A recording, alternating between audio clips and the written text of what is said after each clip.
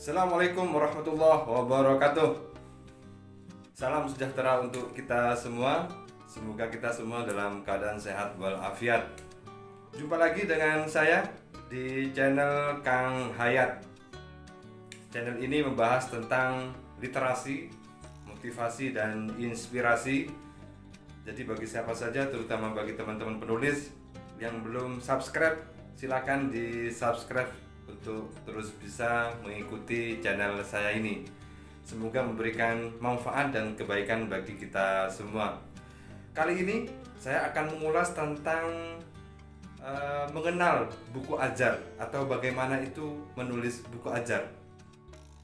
Buku ajar banyak ditafsirkan bahwa buku yang ditulis oleh pakar dalam satu bidang ilmu atau menyesuaikan dengan mata kuliah, sehingga buku ajar itu identik dengan mata kuliah.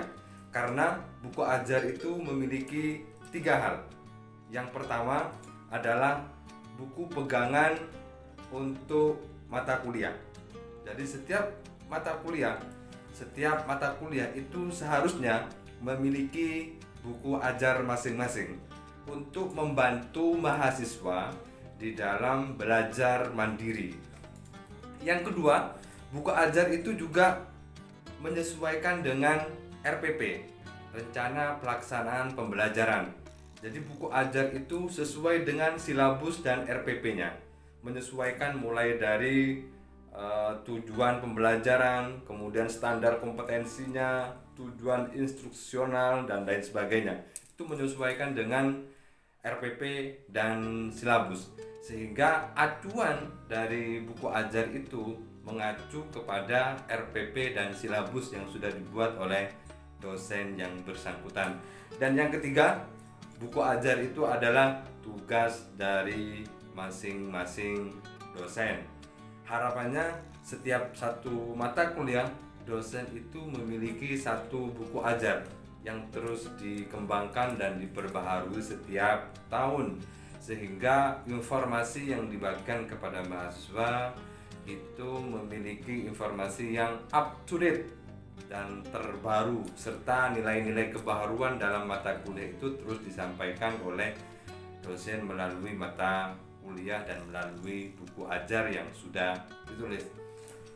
Oleh karena itu, sebelum nanti saya menjelaskan tentang ciri-ciri buku ajar yang akan dijadikan sebagai pedoman untuk menulis buku ajar, simak yang satu ini.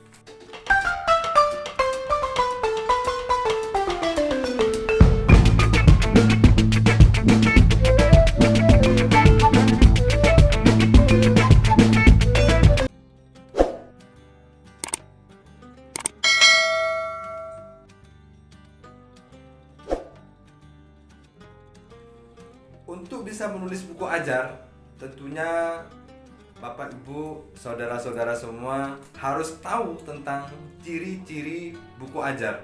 Kalau tadi itu adalah karakternya, sekarang ciri-ciri buku ajar itu seperti apa sih yang kemudian berwujud menjadi sebuah buku yang kemudian dikatakan atau dinamai dengan buku ajar.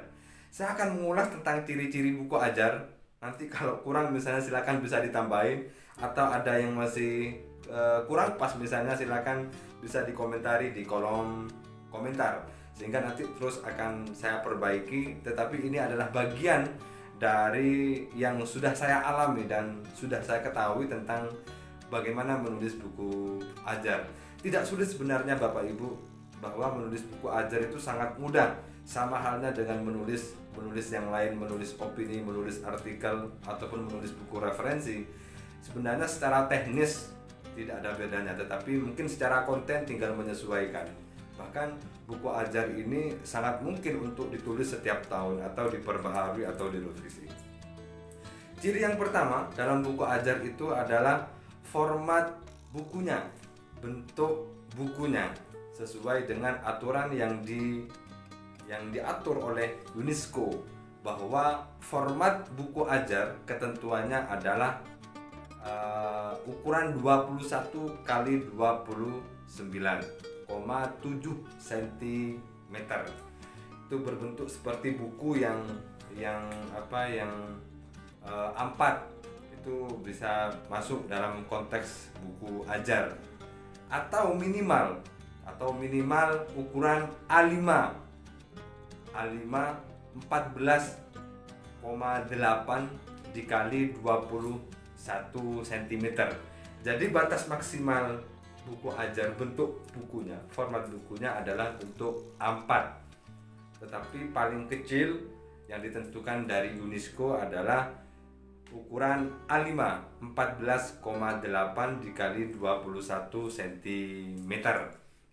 Itu dalam bentuk bukunya, sehingga memenuhi kriteria bahwa buku ajar itu tidak hanya dalam konteks isinya tetapi bentuk bukunya. Yang kedua, buku ajar itu jumlah halamannya minimal 49 halaman. Itu sudah dikatakan dengan buku ajar. Memenuhi syarat. Yang dikatakan syarat buku ajar itu adalah 49 atau 50 halaman. Itu sudah memenuhi syarat untuk dikatakan sebagai buku ajar.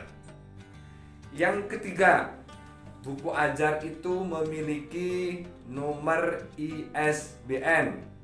Buku ajar yang sudah berbentuk buku yang sudah disesuaikan dengan UNESCO, kalau tidak memiliki ISBN dan tidak terdaftar, maka itu tidak diakui di PO PAK 2019 berkaitan dengan buku ajar. Sehingga buku ajar itu tidak hanya dalam konteks dipakai untuk mata kuliah, tetapi hal lain yang kemudian memiliki feedback kepada dosen yang bersangkutan.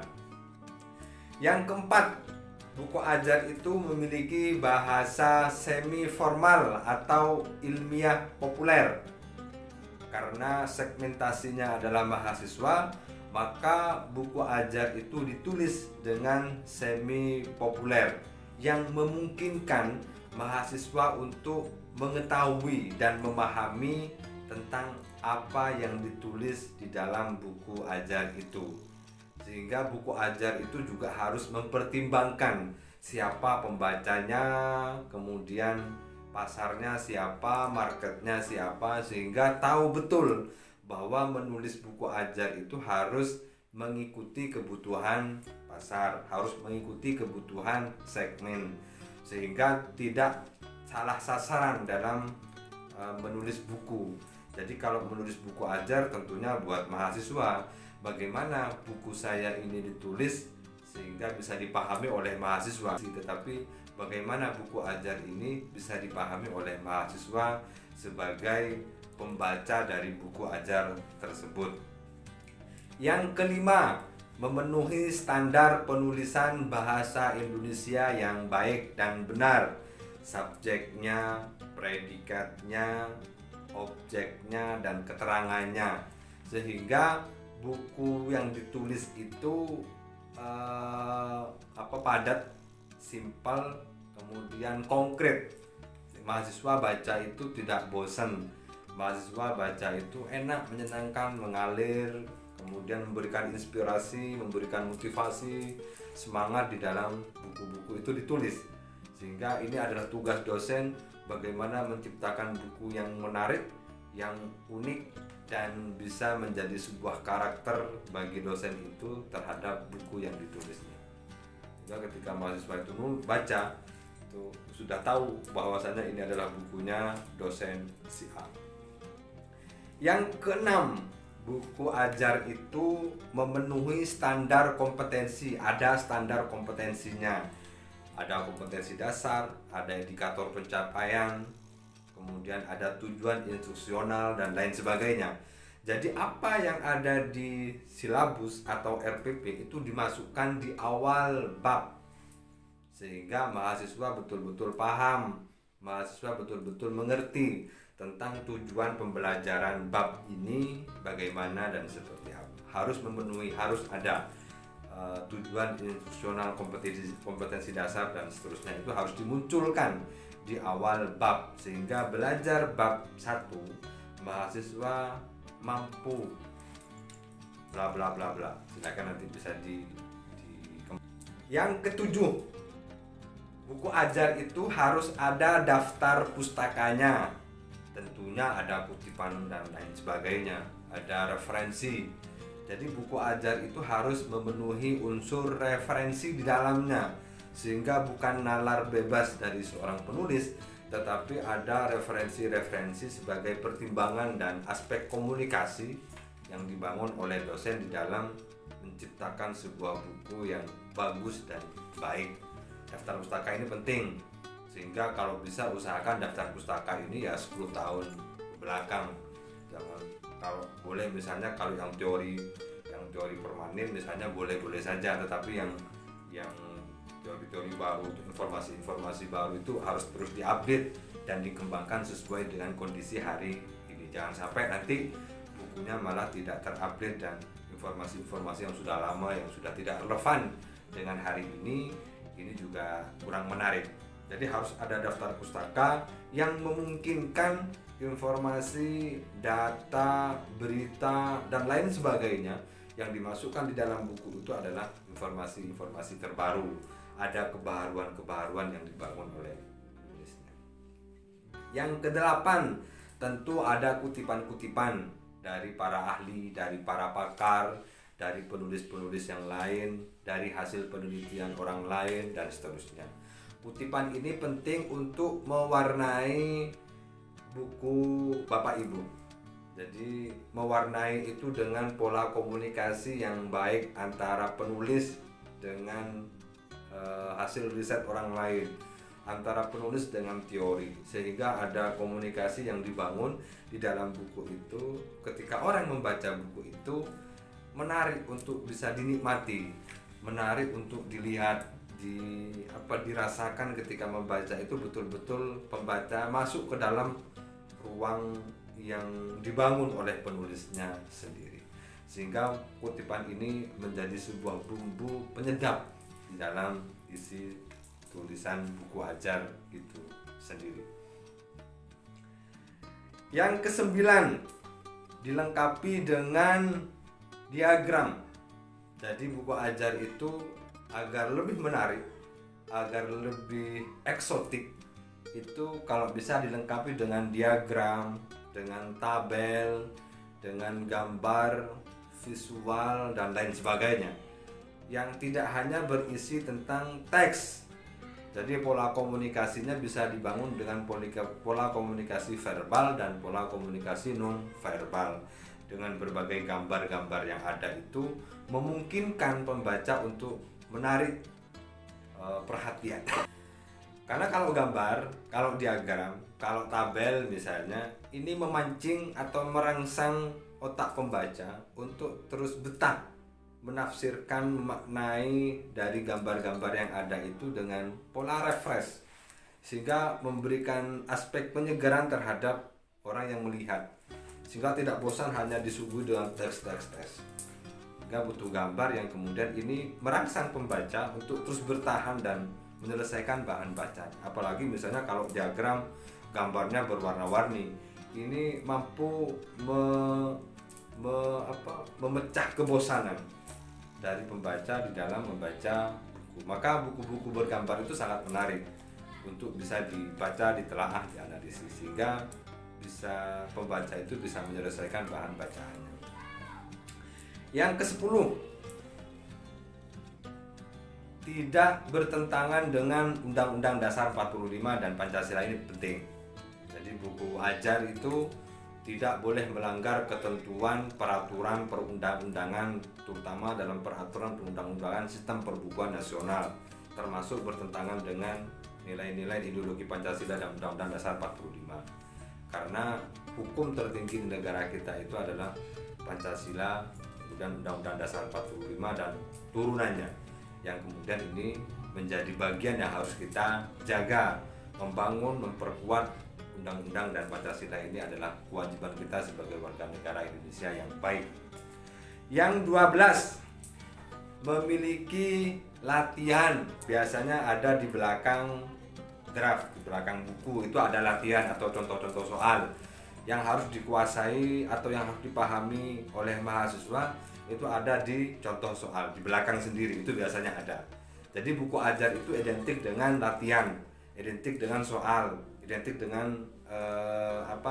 tugas di belakang setiap bab ada tugas-tugasnya, sehingga ketika misalnya mahasiswa mampu menjawab soal itu, maka ia dikategorikan sebagai mahasiswa yang mampu sesuai dengan tujuan yang ada di depan sebelum bab itu dibahas. Jadi memiliki latihan soal untuk lebih memahami mahasiswa dalam buku ajar atau dalam bab itu. Yang 12, ada unsur motivasi dan inspirasi yang diberikan oleh dosen di dalam buku ajar. Itu misalnya ada quote-quote misalnya pendek, ini yang memberikan, tentu harus berkaitan dengan mata kuliah yang diajarkan, tentu harus berkaitan dengan bab yang dibahas, tidak boleh menyimpang. Jadi motivasi dan inspirasi ini memberikan sebuah dorongan kepada mahasiswa untuk terus belajar, untuk terus inspiratif, inovatif dalam meningkatkan nilai akademiknya. Kemudian yang 13 itu bukunya diterbitkan oleh penerbit yang kredibel. Jadi buku ajar itu diterbitkan oleh penerbit yang kredibel atau penerbit yang kalau sekarang kategorinya adalah misalnya anggota IKAPI, kemudian diakui secara nasional, distribusinya juga nasional dan seterusnya, sehingga kategori penerbit ini juga menjadi acuan penilaian bagi dosen di dalam menulis buku ajar, sehingga menjadi pertimbangan. Di video yang lain nanti akan saya bahas tentang bagaimana memilih penerbit yang kredibel, memilih penerbit yang bagus, memilih penerbit yang mampu memberikan distribusi terhadap buku-buku kita sehingga buku kita banyak dikenal oleh masyarakat. Itu saja untuk kriteria atau ciri-ciri buku ajar. Semoga bermanfaat dan bisa membuka ruang hampa kita untuk terus bergerak dan menulis, terutama bagi dosen-dosen yang produktif, dosen pemula, dosen muda misalnya. Terus gairahkan menulis, terus gairahkan literasinya, terus gairahkan membaca untuk memberikan kontribusi kepada bangsa dan negara melalui karya tulis, terutama buku ajar, untuk banyak dimanfaatkan oleh mahasiswa, tidak hanya mahasiswa di tempat saudara mengajar, tetapi oleh mahasiswa yang lain, mahasiswa seluruh Indonesia. Semoga bermanfaat. Yang belum like dan subscribe silakan di subscribe.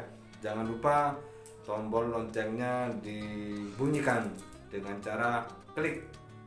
Terima kasih. Assalamualaikum warahmatullahi wabarakatuh.